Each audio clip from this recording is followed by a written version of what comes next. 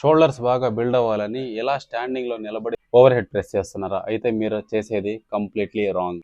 ఇట్లా ఒక exercise wrong, ఒక ఎక్సర్సైజ్ రైట్ అనేది ఏం లేదు. ఇప్పుడు ఇలా నిలబడి చేయడం వల్ల మీకు ఏమవుతుందంటే కోర్ స్టెబిలిటీ అనేది ఇంప్రూవ్ అవుతుంది. తర్వాత రిస్క్ ఆఫ్ ఇంజురీ కూడా కొంచెం ఎక్కువే ఉంటుంది. ఎందుకంటే వెయిట్ని నువ్వు ఇట్లా పుష్ చేయాలంటే ఫస్ట్ బ్యాలెన్స్ అనేది బాగుండాలి. రేంజ్ ఆఫ్ మోషన్ నువ్వు కంప్లీట్గా చేయాలంటే నీ మజిల్స్ కంప్లీట్గా అలైన్ అవ్వాలి ఆ ఫోర్స్కి. సో ఈ వెయిట్ అంతా కూడా నీకు ఫ్రీగా పైనుంచి గ్రావిటీకి పుల్ అవుతూ ఉంది కాబట్టి ఆ గ్రావిటీ లైన్లో నువ్వు నీ మజిల్స్ అండ్ జాయింట్స్ని ఇన్లైన్ చేసి కంప్లీట్ చేయగలిగితే అప్పుడు వితౌట్ ఇంజూరీ ఫినిష్ చేయొచ్చు. లేదు ఇట్లా కాకుండా ఈ సీటెడ్ పొజిషన్లో ఒక బ్యాక్ సపోర్ట్తో మంచిగా స్టెబిలిటీ క్రియేట్ చేస్తూ ఈ ఓవర్ హెడ్ ప్రెస్ని డంబల్స్ యూజ్ చేసి కూడా చేసుకోవచ్చు. రెండిట్లో సేమ్ బెనిఫిట్స్.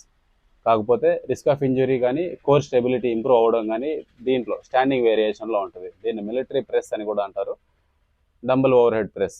సో ఈ రెండిట్లో మీకు ఏది అవైలబుల్గా ఉంటుందో అది చేసుకోవచ్చు.